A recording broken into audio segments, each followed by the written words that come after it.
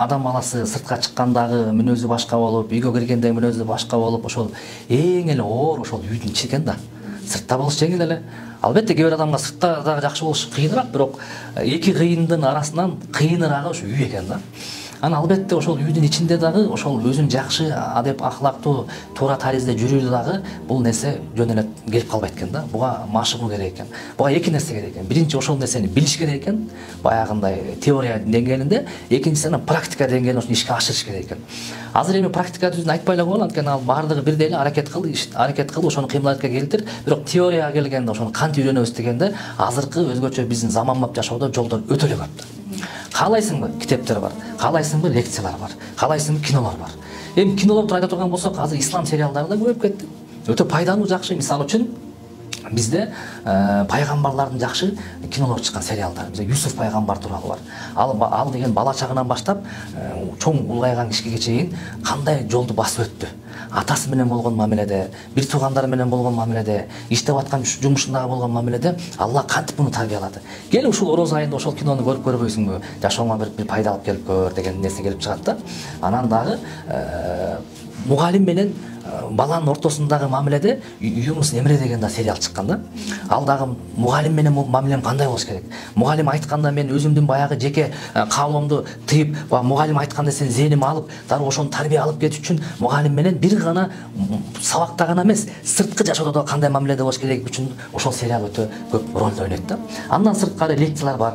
Лекция сабактар айтып турган болсок, мисалы Раматылык Чубак устазыбыздын канча деген сонун сабактары бар. Мисалы Рисалатул Мусташиддин деген китеби бар, адеп ахлак сабактары, үй бүлө сабактары. Кел ошону чубаксыз өзү айтмакчы, мени коюп кой.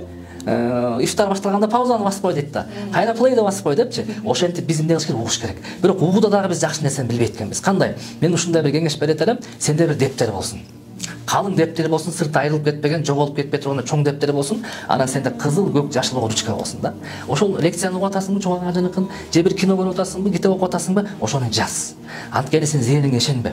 Сен зээниң азыр биз ушундай заманда турабыз, маалымат көп, бат эле чыгып кетет. Чубак ажы айтты мага. Ошону жазып ал. Аялга мындай мамиле кылыш керек экен. Балага мындай мамиле кылыш керек. Баарын жазып ал дагы, ошону бир жумада бир жолу карап коюп тур.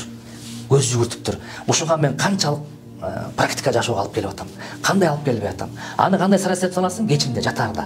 Жатарда 2-3 мүнөт пикир калча. Жалгыз. Мен ушундай сабак окудум эле. Ушундай китеп окудум эле. Ушундай кино көрдүм эле. Мен ошону бүгүн аткара алдымбы? 0 аткарбаптырмын. Эмнеге аткарган жокмун? Кой, эртең аткарайын. Күнүгө ошентип баягы окуган, уккан нерсеңдин баарын, дептерге жазган нерсеңдин баарын күнүгө жатарда өзүңө ушундай отчет берип тур. Самоотчет. Бул өтө жакшы да, өскөнгө. Анан китептер бар. Китептер эми айта турган болсо, азыр китептин заманасы болуп кетти. Интернетте китептер толтура. Имам Газали азыр айтып өткөн китептери бар. Мисалы үчүн кыргызча Бишкекте Борбордук мечитте, Гоголя Московскийде сонун магазиндер бар экен. Кирсең, үй бүлөдөгү тарбия, бала чака менен болгон тарбия, ата эне менен болгон мамиле ар түрдө турат. Бирок китеп алган киши жок да. Китептер жөнүнө турат. Ошолордун баарын сен ушундай өзүңө мисал кыл. Мен айлык алган сайын айлыктын бир канча бөлүгүнө Бишкекке барып китеп алып келем. Бишкекке деле барбай эле кой. Заказ кылсаң салып ет да. Сен ошентип үйүңдө, мен ушундай кеңеш берет элем. Сенде дептер болсун жана конспект кылган, чоң киши болосуңбу, жаш бала болосуң, пенсионер болосуңбу, айырмасы жок. Экинчиси, сен үйүңдө бир кичинекей китепкана болсун. Ошого сен үй бүлө тууралуу, ата эне тууралуу, бала чака тууралуу, илим алуу, билим алуу тууралуу, мамлекетке кандай кызмат кылуу тууралуу китептер болсун. Ошолорду сен Рамазан айында баштап коюп, кел балдар менен чоң китеп окуйбуз. 5 мүнөт китеп окумай калабыз. Жарым саат китеп окумай калабыз. Адат кылып ал, кийин дагы сен ушу бир жумада бир жолу балдарың менен бүгүн китеп күнү атага деп келгенде алып кел китеп окуйбуз деп кофенин арасында, чайдын үстүндө конфет коюп ал, китеп окуган адат кылып ал. Балдарың китеп окубаса да ошол китепкананы көрүп, кадимкидей зээндерине китеп окуш керек турбайбы деп баягындай сиңип калат. Ал эми сени эмгектеп жүргөн балаң деле китепти алып мынтип баш жүгүртүп коет да. Анткени көрүп калган да, ошондой бир таризде жакшы тарбия болот да. Ушуга мен көп адамдарды чакырат элем.